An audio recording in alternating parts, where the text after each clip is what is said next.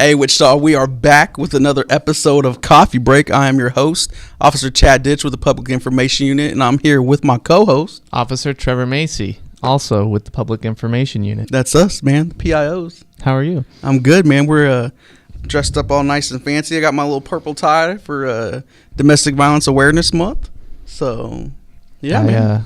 I left my purple shirt at home in the laundry hamper. Yeah. I forgot to wash it. You know, My bad. Bro, it's not your fault. Because I woke up the same way. Like, I have a purple shirt, and I went to go find it, and it was in my laundry basket as well. But I had a purple tie, so there you go. Together. So, there you go. Yeah, man. So we're recording on a Thursday, a little later in the week, because someone had a baby. Yes, that is correct. Tyler Schiffelbein, you may know him from the redhead and the bearded beauty. Yes. He is the bearded beauty. Yeah, not the redhead. Not the redhead. Yeah. He had a child. Yes. So congratulations, Tyler. Yeah, he's the one behind. He's producing. He's the one making sure that I look skinny on the video. So he does an amazing job with that. He does a good job. Hopefully we'll see that baby in here soon. Yes. So congrats, brother. But yeah, man. So how was your weekend? It was short. Really? Yeah. Like it was just, I literally don't remember what happened over the weekend. Bro, it's Thursday and it feels like the weekend was like so long ago. It's been a busy week. It's been a busy week. We've been doing some stuff this week. We rode patrol. We did, man. We tweeted from the beat. I don't know how many people followed us or liked our tweets. Mm-hmm. I mean, we could see, I guess, Yeah. but some people may see it and just not like it or comment or anything. But we rode a patrol shift, 5 p.m. to 1 a.m. Yeah. And took a bunch of calls. Yes. Found a stolen car. Yeah, from a flock alert. Yeah. We were right there. We were just like 2 blocks to the east. Mm-hmm. And the suspects were able to park the car and get out of there before we were able to move in. But we got the car. We did. Got it reunited with its rightful owner, which was satisfying. So we chose to do the tweet from the beat also to allow people to be able to follow us on Twitter, because usually that's where we put out of our information when it comes to like really current information. Yeah, you know, like if we have a scene that's very active, we want media to report somewhere. Traffic, we want people to avoid location for a traffic accident. So, and help me, you might know this more. Twitter analytics, an impression. What is that? Like when they say, or we have so many impressions. So an impression is, my understanding is when something shows up on someone's feed, but they don't necessarily interact with it. So it's like they're seeing it. So like if it was TikTok, it would be like if it came up on my For You like page. A view, yeah. I gotcha. So we had 11,000 impressions during the time that we were tweeting. So that's pretty. Wow. That's pretty good. 11,000 people. Yeah. That it came up on their Twitter feed, so that's pretty I'm okay neat. with that. I'm okay with that. We'll have to pump up those numbers next time. Yeah, we're gonna do it once a month. You think? I think we could make that happen. Yeah, once a month. So from the beat, it was pretty nice too to be able to go out and help patrol, as well, taking calls and stuff. You know, it's just nice to be a cop again. Right. You know what I mean? Yeah, just have the vest on, answer 911 calls. Yeah. There's a reason we both signed up for this job, right? And that was it, man. Yeah, I'm telling you, man, it was cool because nothing like it. Yeah, and it was I'd worked the streets, you know, for so long, and then to be back out there, and then to see you back out there as well. Like I never worked the streets with you. Yeah, so we never worked together. It was this interesting. It was like this brand new partnership. By the way, anybody ever tell you drive like a cop? Yeah. Like seriously. Yeah. Next time you'll drive and we'll see. And then I forgot how rattly the Tahoes are. Oh man. The rattle was just But yeah, good times. Yeah. And then our MCT compared to our normal laptops that we have for work. Yeah. Yeah. But I did like having a touch screen. That was so nice. So nice. I missed that part. But touchscreen laptops, man. But yeah, man, it's been a busy week. We have a big event coming up this Saturday. Basketball game. Yeah, at West High. Yes. So some North CP bunch of officers are going to be playing middle school team, I believe, and then they're going to be playing West High, their basketball team as well. Should be a fun day. Yeah. Full of excitement. We're going to try to get some pictures and video of that. I'm not sure what the format's going to be yet. I need to figure out logistics on that, how we're going to do that. But I hear Sergeant Justice is going to be out there crossing some people over. Is he? That's what I heard. Wow. Yep. I can't wait to see that. Dude, I'm telling you. Sergeant Justice, I heard he's pretty athletic. Yeah. Pretty good baller. So. Yeah. Well, we'll have to see. Maybe he's like, you know who the professor is? The professor? Yeah, from And One Mixtape Tour. I don't know what you're talking about. If Tyler could put crickets right here, that'd be so awesome for you. You may have to for a lot of these. You're right. So the And One Mixtape Tour, it was a basketball thing, kind of like the Harlem Globetrotters, but more street ball. So they had a guy on there named the Professor. He was like the only white male on the team, but my man had some like ridiculous handles. Like he could dribble really well, cross people over all the time. He would like do some fake passes where the ball bounce off your head, then you like look around.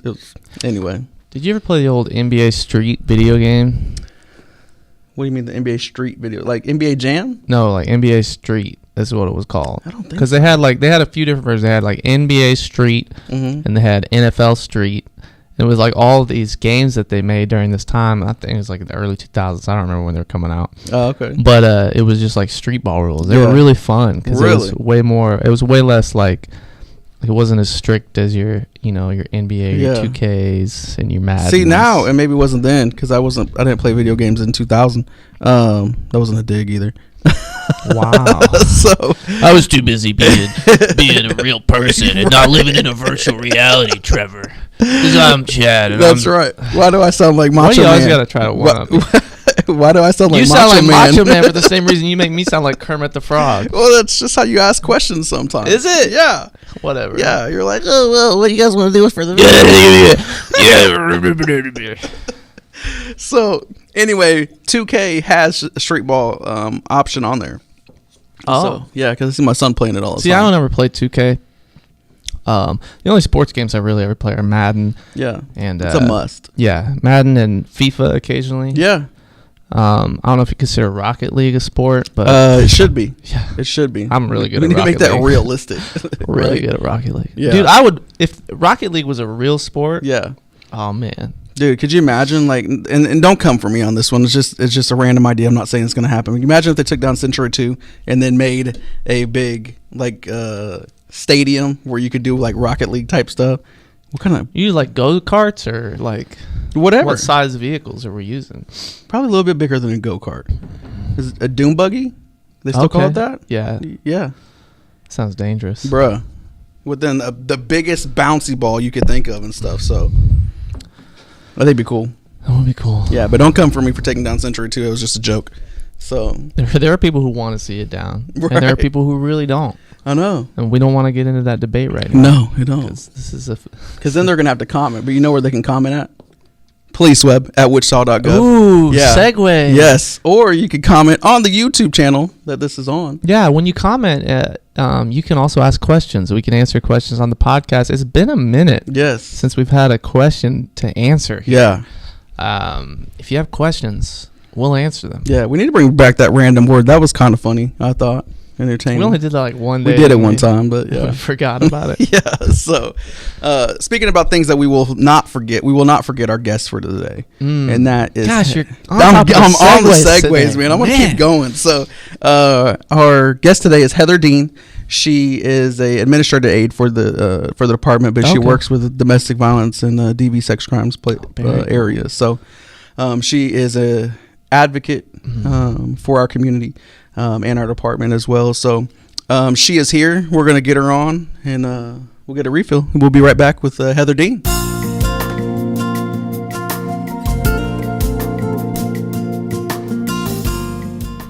And we are back with Heather Dean. Heather, how you doing today? Good. How are you? I'm good. Thank you for joining us. We know you're super busy. I see you're wearing purple. Absolutely. Yeah, I see. Oh. Sorry, I own one purple shirt and it was in the laundry hamper. That's where mine was. So not your laundry hamper, but mine. I would hope not. They do have abundance of ribbons. I'm gonna get a ribbon. I'm gonna get a ribbon. I'll wear the ribbon. So okay. Well, we asked the same question to every guest. Have you seen the podcast? I have. See, we're getting got a fan. We got a lot of fans, I think. So famous. I don't know about that. You are a second. Well, the first one was a group, but you are a second civilian that we've had on the podcast. So, tell us who's Heather, and then what do you do for the department? Oh, Heather's a hot mess. She's a mom, a grandma.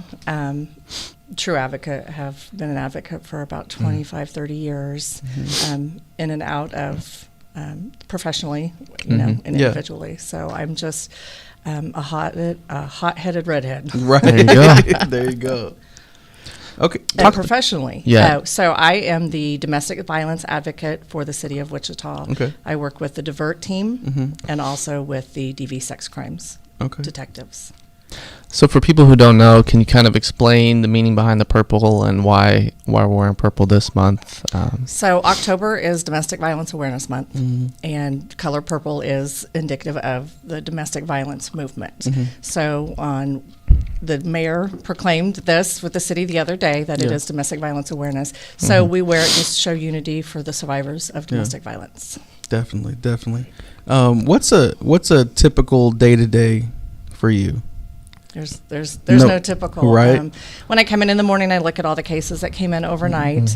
I'm not sure if anyone's talked about the lethality assessment that the officers do. So when there's a domestic violence, especially aggravated domestic violence, the officers have a list of 14 questions that they ask. Yeah. And they're kind of scored high or low. And it's more indicative. If someone scores high, then it tends to be more lethal, and you see more domestic violence homicides. Yeah. So what the team does here is they score them, and then they refer them out for more services. They can call the hotline right then. Yeah. And if not, I try to get a hold of them in the next day to ask, are you safe? What do you need for safety? What can I do for you? Give them resources for the community agencies, shelter, therapy. I just try to give them all the resources that might keep them safe.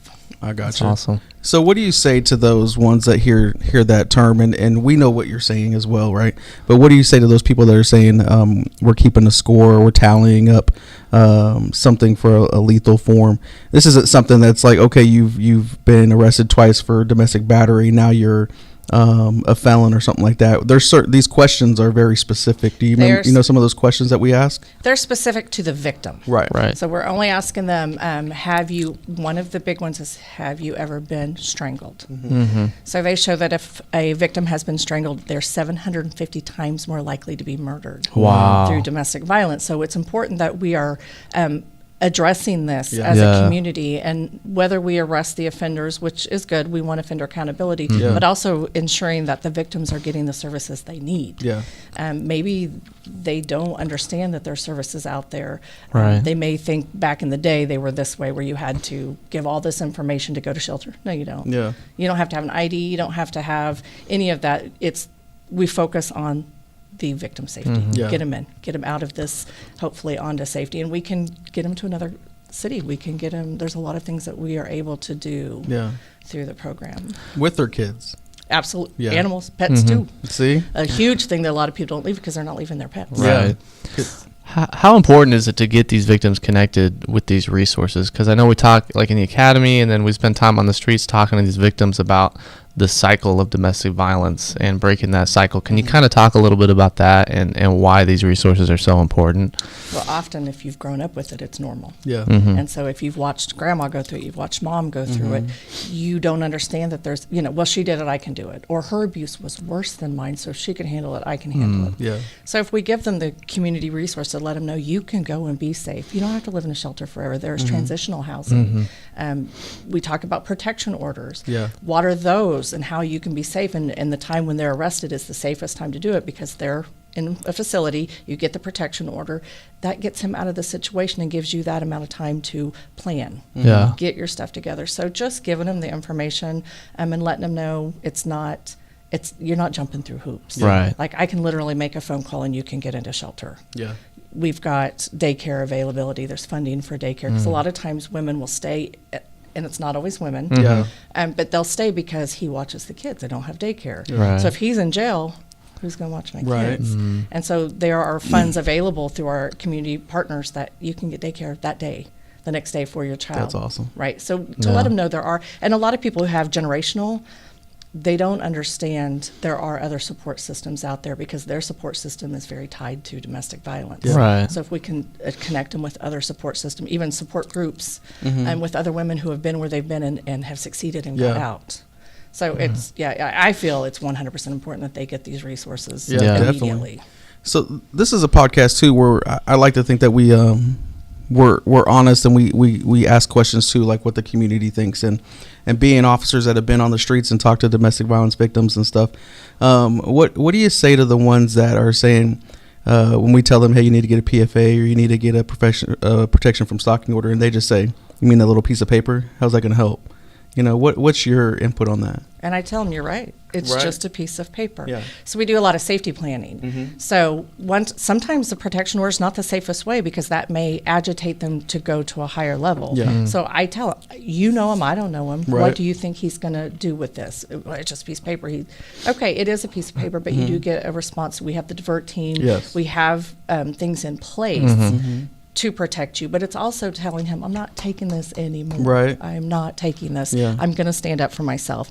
Oftentimes, we've had him before and he broke him, it didn't. So we just safety plan about it. I encourage them to get one. There's a lot, especially if there's children involved. Yeah. And so it can put in a custody order signed by the judge. So because very often, if someone wants to control the mama, you do it through the children. Yes. So I just let them know that there's other avenues because they're daily focusing on surviving. So they're not a lot of times thinking about the future. Yeah. So if we can help them with that, to say these are the scenarios and where does it fit for you? Yeah. Again, it's all driven by them. I give them the resources and the information, and it's up to them whether they where they go with it. I think to add to that too, I think it's another step to show somebody how dangerous somebody is. If they're willing to bypass something that a judge has ordered you not to do, I mean, that just shows like the quote unquote the F's that you give, you know what I mean? Right. About what a judge says and stuff. So, and that's another way that another charge that we could put on this person that just puts them into jail longer. Maybe gives them the treatment, because a lot of people just think that I don't want this person to go to jail. I love them, everything like that. Well, then if you love them, well, let's get them treatment then. Maybe they need anger management treatment. Maybe they need some other form of treatment. But yeah, I think PFAs and PFSs are definitely one good step. Batters Intervention is a great program for that. So that I agree too. Let them get to the course of why am I doing this over and over and over. But her as well. Like, I love yourself. You need to love yourself and your kids. Yeah, definitely. How long have you been doing what you're doing now? This position here for the city of Wichita? 6 weeks. Oh, okay. So you're fairly new, but you've been doing it longer outside of there. I was with another county where I actually went on scene to domestic violence calls and did advocacy. Okay. How long did you do that? 5 years. Okay. How have things kind of changed, I guess, from what you've seen as far as like domestic violence, and just like people's awareness of it and the amount of resources available? Have things changed a significant amount in the time that you've been involved in this line of work?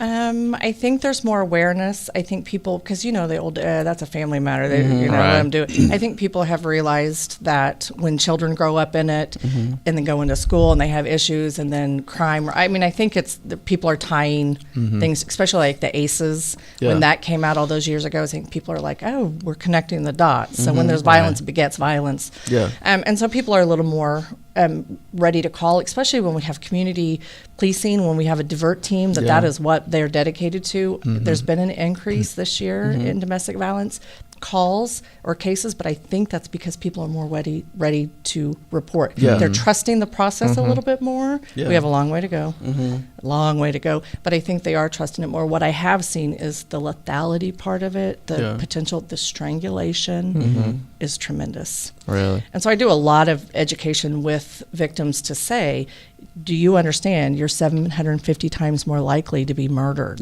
by this person when they use strangulation, because it's so intimate. It's so violent. And so I give them information, and then people understand that just because you don't hurt today doesn't mean that can kill you.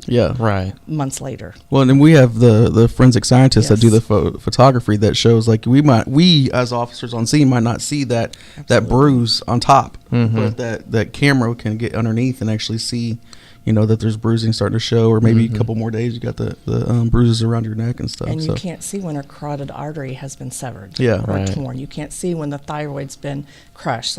So using those cameras and doing the CTs and having the full SAR is so important. So we really try.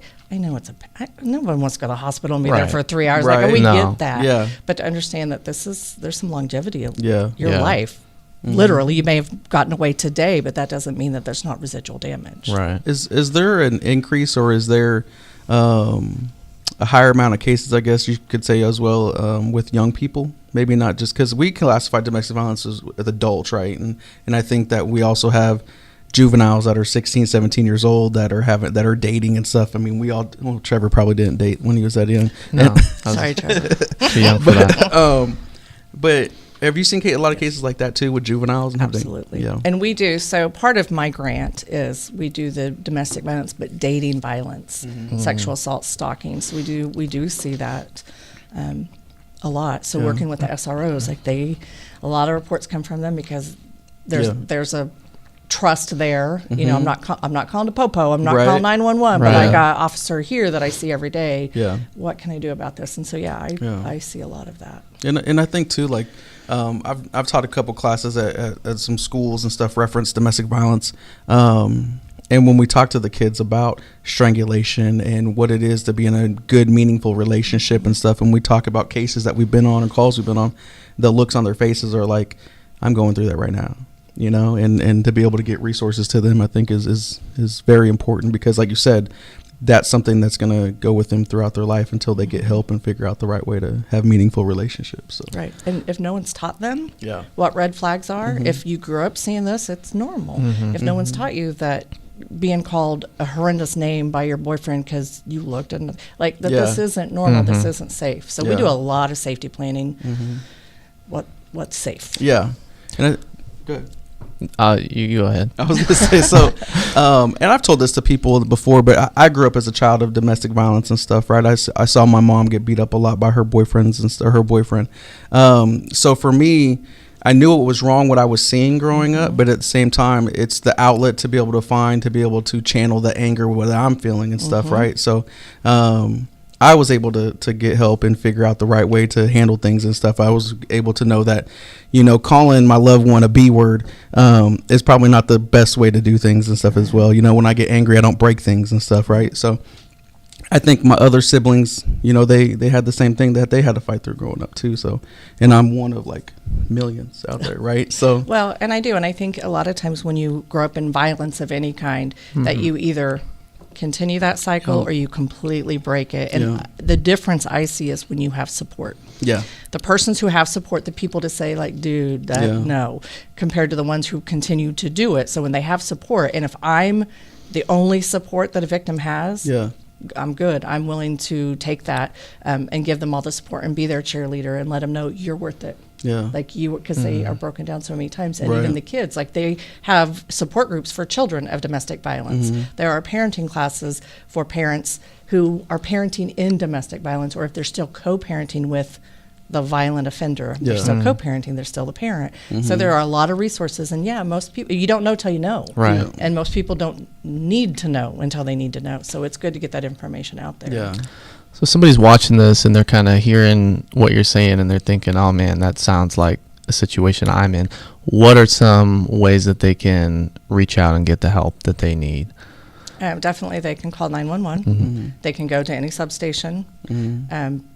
That's just anywhere they can find an officer to make the report. Yeah. And they don't have to make a report. If that's more dangerous to them, they can go where there's a lot of community agencies where they can just call. There's hotlines, and we have a hotline in Wichita that's 24/7, 7 days a week, that they can call and say, here's my situation, what can I do? When you mentioned Divert too, our domestic intervention violence reduction team, there's a lot of good things that they do that I like. One of them is that they kind of check the suspect, right? They say, hey, we know who you are. We know that you're a suspect of domestic violence, especially like felony level domestic violence, aggravated cases. And they give them information saying, hey, we know who you are until you get help and want to get better. We're going to continue to come after you for the warrants that you have, and we're not going to stop until justice is served for this victim. So that's one thing I really, really like about them.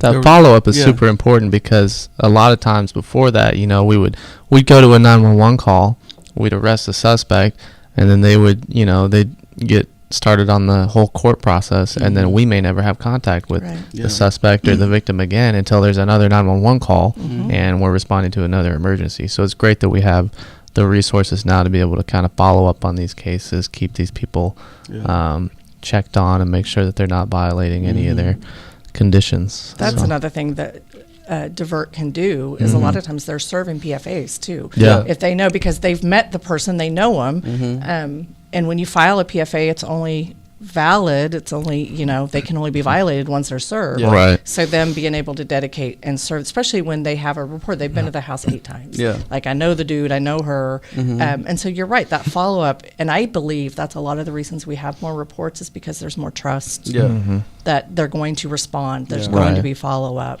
Again, the biggest issue at this point is the court system. Yeah. And getting through that. Yeah. And we're working on that. It's a process. Step at a time, it's a process. I think building the trust is the biggest thing too, right? Yes. Just to get people to trust that we're going to get them the resources. It's already a spot where they already feel like violated from what's happened to them. So letting them know that they're a survivor. And you've mentioned that you've never called them a victim the entire time, because that's what they are. They're survivors. So you've also mentioned being there, being supportive, right? So to me, that's like a coach. And today is National Coaches Day. Wow. So that was a segue for segues. Man, I wasn't even ready for that. So today is National Coaches Day. And on this show, we play a game called One Has to Go. Okay, so today is, like I said, National Coaches Day. So we're going to put up on the screen. These are 4 coaches that have probably had an impact in somebody's life, right? So you have Mickey from Rocky. And then the bottom left, you have Coach Herman Boone from Remember the Titans. Favorite movie. Right. And then the bottom right, you have Coach Jimmy Dugan from A League of Their Own. And then the top right is Coach Ken Carter from Coach Carter. Coach Carter. Oh, my gosh. I will link right there.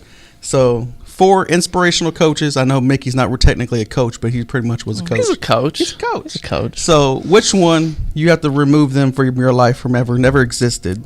Which one would you get rid of?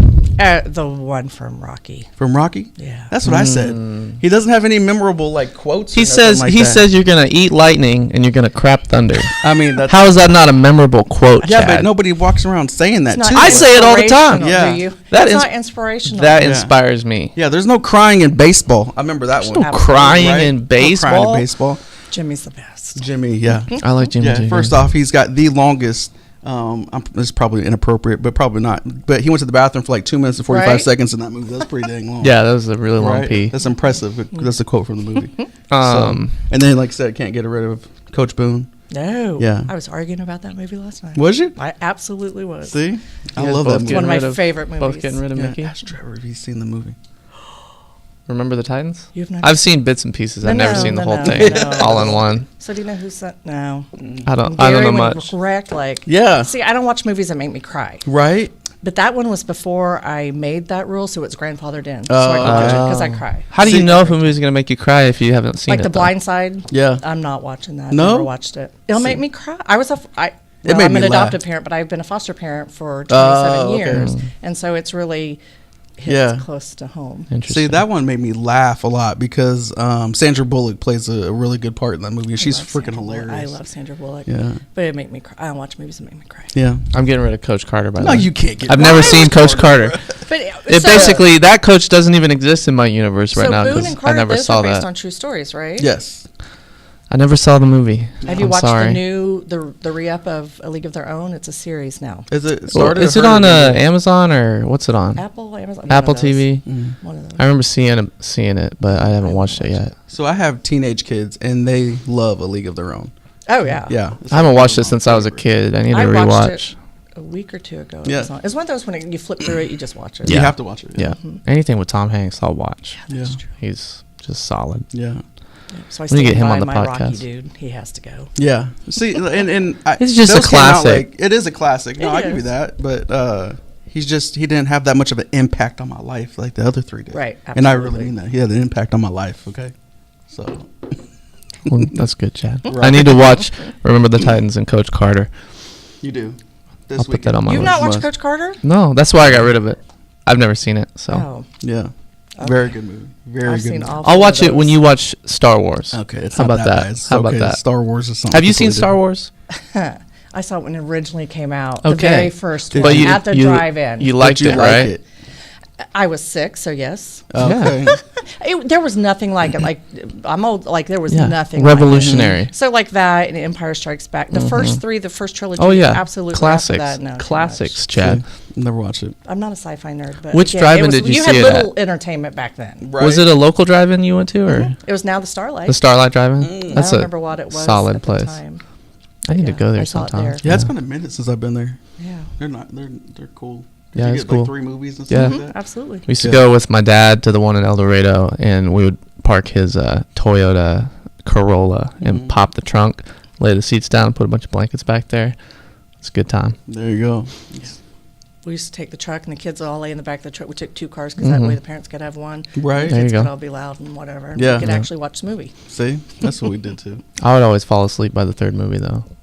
See, that's what we planned on. Yeah. So you know, because the 3rd movie was usually like rated R. Yeah. And then they didn't start until like 11:45 anyways. Yeah. You know what my problem was with the drive-in is I never could figure out the dome light and the radio because I was always afraid my battery would die and stuff. Because it's happened to me like twice going to the drive-in. So back in the day, you used to have the speakers. You had the speaker, you had the hook, and you had to hope that you weren't too tired when you left. You didn't rip it off. Yeah, that's true. Yeah. Oh, that was good quality sound. Yeah. So much. Well, they still have the speaker, but now you turn it to your radio. Yeah.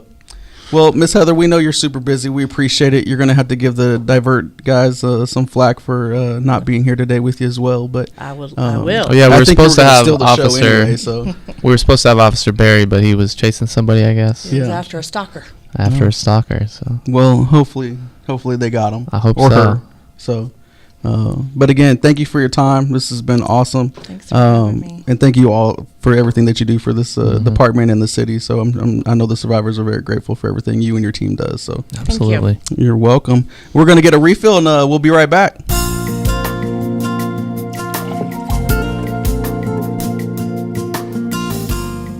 And we are back. Man, that was a great interview. I was. She is passionate about what she does. Very. And it comes through very clearly in the way she speaks. And I appreciate that. It's nice to work with people like that who are just tailor-made for the job that they have. Yeah. And can speak about it so eloquently. Yeah. And you have to be passionate when you work with domestic violence survivors and stuff. You have to be in any kind of social work, right? You have to be passionate about what you're doing because a couple things. One, it's a lot of hard stories that you're going to hear every single day, and you're going to need that that passion to help push you through on some of those dark days, right? And at the same time, even with any kind of social work, first responder, a lot of time the pay isn't as high as like a doctor or a sports player or something like that. So we don't TikToker. So we don't do this job for the money. Obviously we want to provide for our families and stuff like that, but we had to have that passion and a bigger reason for why we do this job. So Heather, thank you for everything that you do, and thanks for being on the podcast. So man, it's got to be a rough job, but it's awesome to be able to get people the resources that they need and stuff too. So very important work. Very important. Yeah. So we were talking earlier about people get us to submit questions and everything too, right?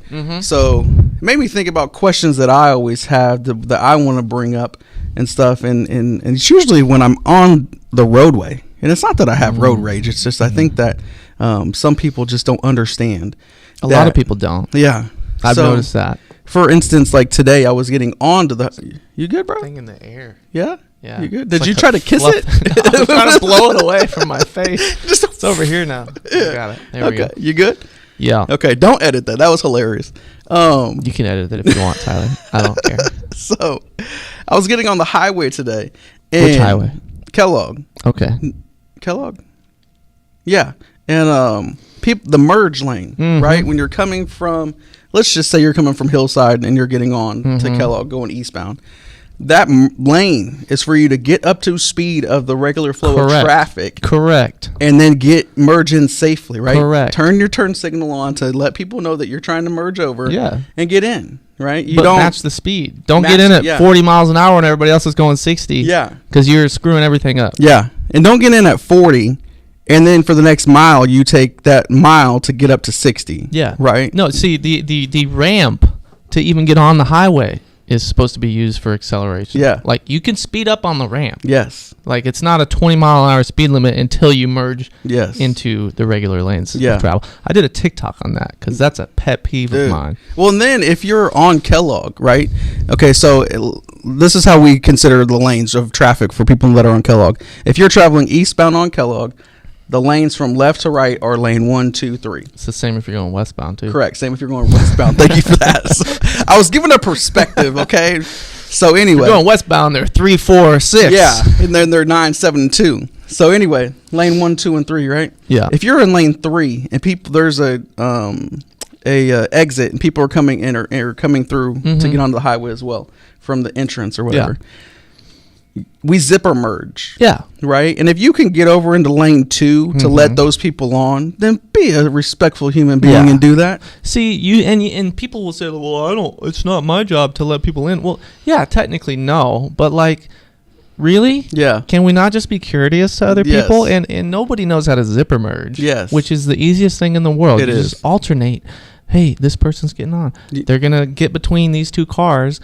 And then the next person's going to get, and watch a video explaining it. It's super best place to zipper merge that I can tell you right now is northbound I-135 going on to westbound Kellogg, and you have southbound I-135 getting on to westbound Kellogg. Right there, it seems like when there's high traffic at times, people forget to zipper merge, or people think it's so important that they need to jump. So it's like, it's all it is. One for one. One for one. We all move in, right? Everybody alternate.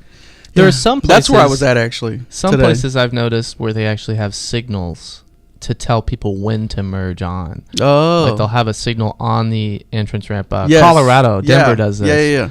So they'll have like it's red, and then it'll go green, next car goes, and it's red. Yeah. And green, next car goes. Because, I mean, honestly, you kind of have to do that. Yeah. Right? People just don't. Yeah. They don't pay attention. Yeah. And then, following too close, right? If I look at my rear view mirror and I can't see your bumper or even the roadway between my car and yours, you're wrong. That's probably one of the most common citations that gets written in Wichita is following too closely. Yeah. Because if you're in an accident, and you rear end somebody, and the only reason you rear ended them was because you couldn't stop in time, because they stopped, you're following too closely, and I'm going to cite you for that every single time. And your insurance is going to find you at fault too. Yeah. You know? Because you have to allow for unexpected things to happen. You got to have that braking distance, because you don't know what's going on with the car in front of you. Yeah. You don't know if somebody's going to brake in front of them, and then it's going to be a chain reaction. And if you're riding their bumper, you're going to be eating their bumper. Yeah. I hear you. We need to start having like traffic pet peeve discussions. Right.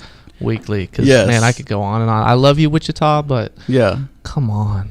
And I used to, full transparency, when I was younger, I used to brake check people that would ride me, but now I realize that's not safe at all. Yeah, don't do that. And I don't want it to damage my car.